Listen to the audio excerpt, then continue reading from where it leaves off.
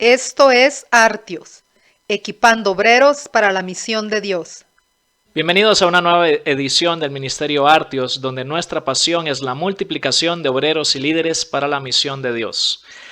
En esta sesión vamos a continuar el tema que hemos venido tratando en los videos anteriores acerca de la exégesis, el cual es el primer paso de nuestro proceso de 3 pasos para una correcta interpretación de la palabra de Dios. Los otros 2, la conexión con Cristo y la aplicación, serán tratados en videos posteriores. Antes de entrar en el contenido de esta sesión, quisiera hacer un breve repaso de lo más importante que hemos visto en los videos anteriores acerca de la exégesis, cuya palabra proveniente del idioma griego significa guiar hacia afuera, sacar o extraer, lo cual es una buena descripción del proceso interpretativo, el cual consiste en extraer el significado del pasaje que estamos estudiando. En este primer paso de la exégesis, la pregunta a la que estamos tratando de dar respuesta es: ¿qué significa el pasaje que estoy estudiando dentro de su contexto específico o particular? Cuando decimos contexto, nos referimos a la ubicación de ese pasaje, y hemos dicho también que hay 3 clases diferentes de contextos: el contexto gramatical, el contexto histórico o cultural y el contexto literario, que tiene que ver con el libro donde se ubica el pasaje bajo estudio.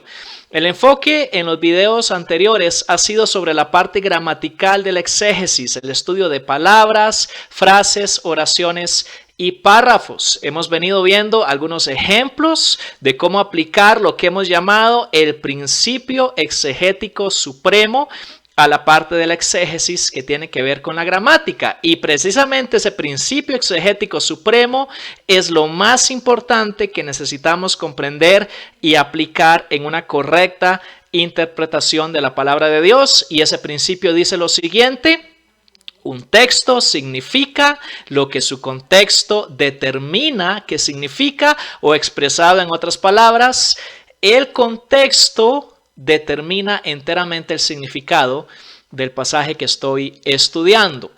En esta sesión vamos a aplicar ese principio exegético al estudio de un párrafo completo de la palabra de Dios. Ahora, tal vez algunos de mis oyentes podrían preguntarse: ¿por qué tanto énfasis en esto de la exégesis?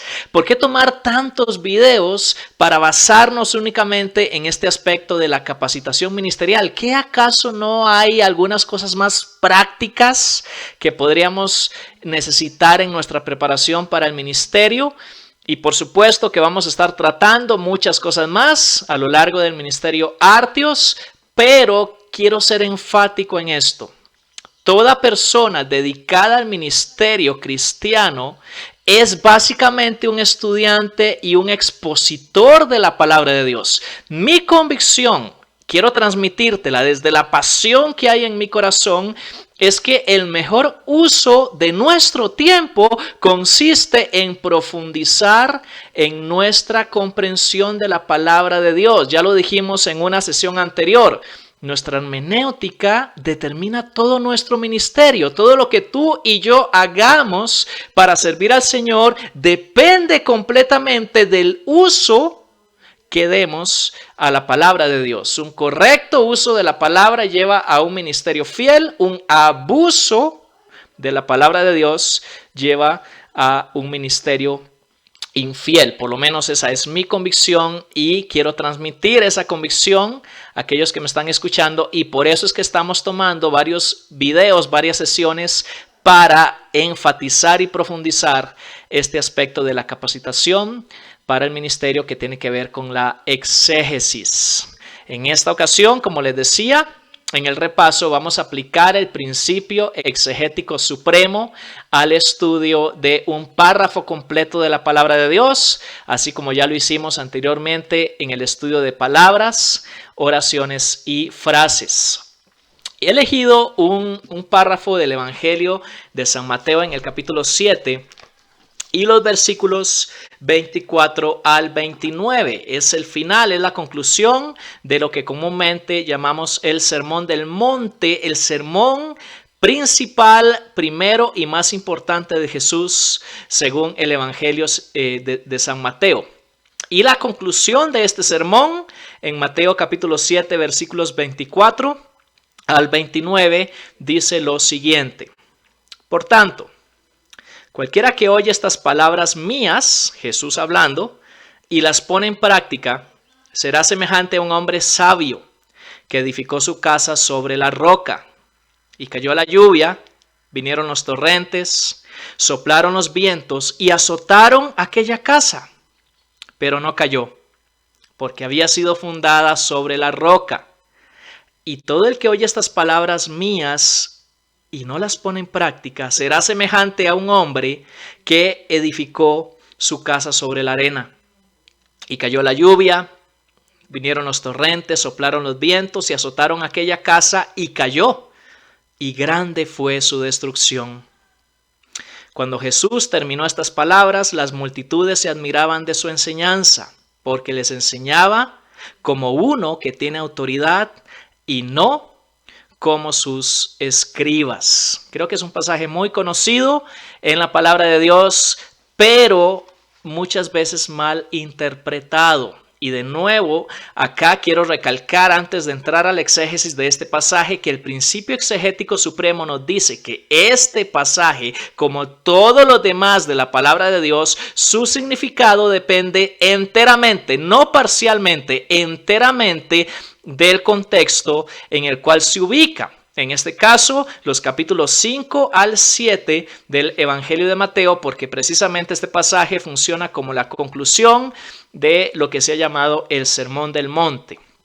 Ahora, por causa del tiempo, no podemos entrar a una exégesis detallada de todos los elementos particulares de esta comparación, esta analogía, esta parábola que Jesús está presentando acá, pero sí queremos contestar 3 preguntas principales, lo cual quiero presentar como un modelo de una manera de hacer exégesis. Una forma de hacer exégesis es plantear preguntas y buscar las respuestas en el pasaje. Y cuanto más específicas sean nuestras preguntas, cuanto más enfocada está nuestra búsqueda interpretativa del pasaje, eso nos va a ayudar en una interpretación más certera de los elementos principales del texto que estamos estudiando. Así que muchas veces la exégesis se trata de plantear preguntas específicas y buscar la respuesta en el pasaje y en el contexto del pasaje que estamos estudiando. Las preguntas que hagamos al texto son herramientas exegéticas fundamentales. En este caso particular le vamos a plantear 3 preguntas a este texto. La primera, ¿qué significa edificar sobre la roca o sobre la arena? Porque Jesús plantea ambas alternativas. La segunda pregunta, ¿qué significa la tormenta? Que Jesús menciona que viene tanto sobre la casa edificada sobre la roca como también sobre la casa edificada sobre la arena. Y la tercera y última pregunta va a ser, ¿cuál es el sentido de ese pasaje como conclusión de todo el Sermón del Monte, los capítulos 5 al 7 del Evangelio de Mateo? ¿Qué significa edificar sobre la roca o sobre la arena? ¿Qué significa la tormenta a que se refiere Jesús con esa tormenta que azota ambas edificaciones? Y finalmente, ¿cuál es el sentido de todo el pasaje como conclusión del Sermón del Monte o de la montaña? La primera pregunta en cuanto a lo que significa edificar sobre la roca o sobre la arena es relativamente fácil de contestar siempre y cuando leamos cuidadosamente el pasaje mismo. No necesita una mayor exégesis, es la respuesta a esta pregunta, más que ver lo que Jesús mismo está diciendo. Fíjese bien, como él dice. Por tanto, cualquiera que oye estas palabras mías y las pone en práctica, será semejante a un hombre sabio que edificó su casa sobre la roca. Verso 24. Y el verso 26, y todo el que oye estas palabras mías y no las pone en práctica, será semejante a un hombre insensato que edificó su casa sobre la arena. Edificar sobre la roca, según Jesús, simplemente consiste en poner en práctica sus palabras, todo lo que él ha dicho en el sermón, y edificar sobre la arena simplemente consiste en la insensatez de escuchar las palabras de Jesús, pero no ponerlas en práctica. Algunas personas quieren interpretar edificar sobre la roca como edificar sobre Cristo, debido a que en algunos momentos en el Nuevo Testamento Cristo es simbolizado a través de una roca, como en 1 Corintios capítulo 10 y en otras partes de los evangelios. Pero el pasaje es claro. Jesús dice que el que edifica sobre la roca simplemente es el que, habiendo escuchado sus palabras, las pone en práctica. Edificar sobre la roca es obedecer a las palabras de Jesús. Eso es sabiduría, mientras que edificar sobre la arena es escuchar sin obedecer, lo cual es necedad. Muy bien, habiendo contestado esto, pasemos a la siguiente pregunta, la cual nos va a obligar a observar el contexto inmediato anterior del pasaje, y ahorita voy a explicar qué quiero decir con esto. La pregunta consiste en: ¿a qué se refiere Jesús con la imagen de la tormenta, la lluvia, el viento, la tempestad que azota ambas edificaciones? Ahora, muchas personas han interpretado esto como los problemas o las dificultades que vienen a la vida de los creyentes. Sin embargo, el pasaje que estamos estudiando le da otro sentido, de acuerdo a el contexto inmediato anterior de los versículos que acabamos de leer. Con esa expresión, contexto inmediato anterior, simplemente me refiero a lo que está inmediatamente antes del pasaje que acabamos de leer. Si estuviera hablando del contexto inmediato posterior, sería lo que viene después a partir del versículo 1 del capítulo 8.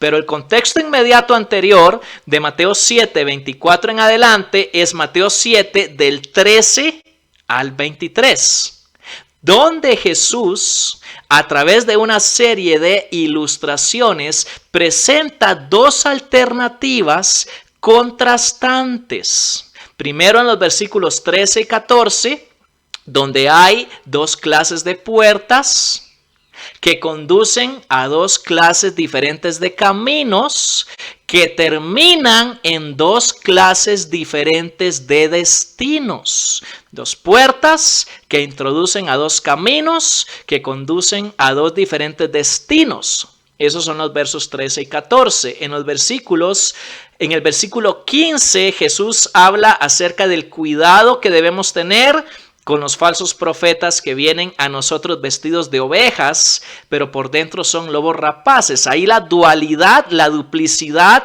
esta doble alternativa tiene que ver con la apariencia exterior de esos falsos profetas y su realidad interior de falsedad. Luego, en los versículos 16 al 18, Jesús habla de dos clases diferentes de árboles que producen dos clases diferentes de frutos. El árbol bueno, que produce un fruto bueno, y el árbol malo, que produce un fruto de acuerdo a su naturaleza mala. Dos clases de árboles que producen dos clases diferentes de frutos. Y luego en los versículos 21 al 23, Jesús habla de dos clases diferentes de personas. Algunas personas vienen a Él, lo confiesan como Señor, pero no hacen su voluntad, la voluntad del Padre que está en los cielos más específicamente. E implícitamente hay otra clase de personas que sí hacen la voluntad del Padre. Y luego viene entonces nuestro pasaje donde Jesús remata su enseñanza diciendo que hay dos clases de edificadores que construyen sobre dos clases de fundamentos diferentes y que reaccionan estas edificaciones de dos maneras diferentes ante la tormenta. La tormenta viene en ambos casos, pero la reacción de la edificación depende de su fundamento. Dos constructores, dos fundamentos y dos reacciones. Obviamente todo el pasaje, cuando lo vemos así, desde el versículo 13 hasta el final está hablando de lo mismo. una dualidad de alternativas, ya sean dos puertas, dos caminos, dos destinos, ya sean dos clases de árboles o de frutos, o ya sean dos clases de constructores, de fundamentos y, por decir así, de el final de las edificaciones ante la tormenta. Ese es el contexto de este pasaje. Y obviamente el sentido de la tormenta que viene sobre ambas edificaciones está determinado por todo lo que Jesús dice anteriormente. Y aquí el concepto clave que nos va a ayudar a entender esto de qué significa la tormenta en el pasaje bajo estudio tiene que ver con el juicio de Dios.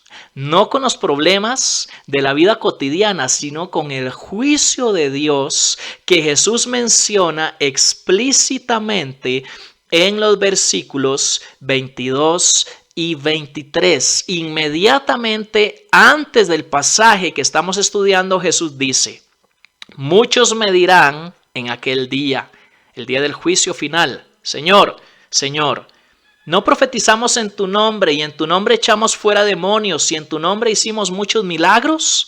Y entonces les declararé: jamás los conocí, apártense de mí los que practican la iniquidad. Y después de estas palabras relativas al juicio definitivo final, donde va a haber una separación de destinos eternos, dos clases de destinos diferentes, Jesús narra la comparación de los dos edificadores. ¿Cuál es la tormenta que va a venir sobre ambas edificaciones? No va a ser en esta vida, va a ser al final, cuando venga el juicio que Jesús describió en los versículos 22 y 23. En ese momento se va a poner de manifiesto el fundamento sobre el cual edificamos nuestra vida. La tormenta del juicio definitivo nos va a mostrar si fuimos sabios edificando nuestra vida sobre la obediencia a las palabras de Jesús en el Sermón del Monte, o si fuimos necios edificando sobre la arena de escuchar pero no obedecer. Así como el pasaje mismo nos da la interpretación de qué significa edificar sobre la roca o sobre la arena, el contexto nos muestra cuál es la tormenta que va a venir a la vida de toda persona. Solo hay dos destinos y estos están determinados por nuestra obediencia o desobediencia a las palabras de Jesús. Y esto nos lleva a la tercera y última pregunta. ¿Cuál es el sentido entonces de este pasaje como conclusión de todos los capítulos 5 al 7 del Evangelio de Mateo, el Sermón del Monte? Ya hemos adelantado la respuesta. Nuestro destino definitivo, final, depende enteramente de si vamos a obedecer o no las palabras de Jesús. Más aún, todo el contexto desde el verso 13 en adelante nos muestra que nuestra salvación, que nuestro destino eterno, que nuestra relación con Jesús y que nuestra autenticidad como creyentes y seguidores de Jesús está determinada completamente por nuestra obediencia o desobediencia a las palabras de Jesús. La obediencia determina la puerta por la que yo he entrado, el camino que he seguido y el destino al que me estoy dirigiendo. La obediencia o la desobediencia determina si yo soy o no un falso profeta vestido con piel de oveja o un profeta auténtico. La obediencia o la desobediencia muestra qué clase de árbol soy y qué clase de fruto estoy produciendo. La obediencia o la desobediencia va a ser el criterio definitivo que Dios utilice en el juicio final. Obedecer o desobedecer las palabras de Jesús son absolutamente determinantes para mi salvación y para mi destino eterno. ¿Qué estoy diciendo con esto? ¿Que la salvación es por obras? Quiero ser aquí sumamente cuidadoso. No se trata de eso. Absoluta y rotundamente no. El contexto mayor de este pasaje en todo el Nuevo Testamento nos indica claramente que la salvación fue realizada por la obra perfecta de Cristo en la cruz. Es un regalo de la gracia de Dios para aquellos que ponen su fe en el sacrificio de Cristo. Pero también el contexto total del Nuevo Testamento nos ayuda a clarificar el mensaje de este pasaje. La única evidencia de nuestra salvación y de nuestra fe está en nuestros frutos de obediencia.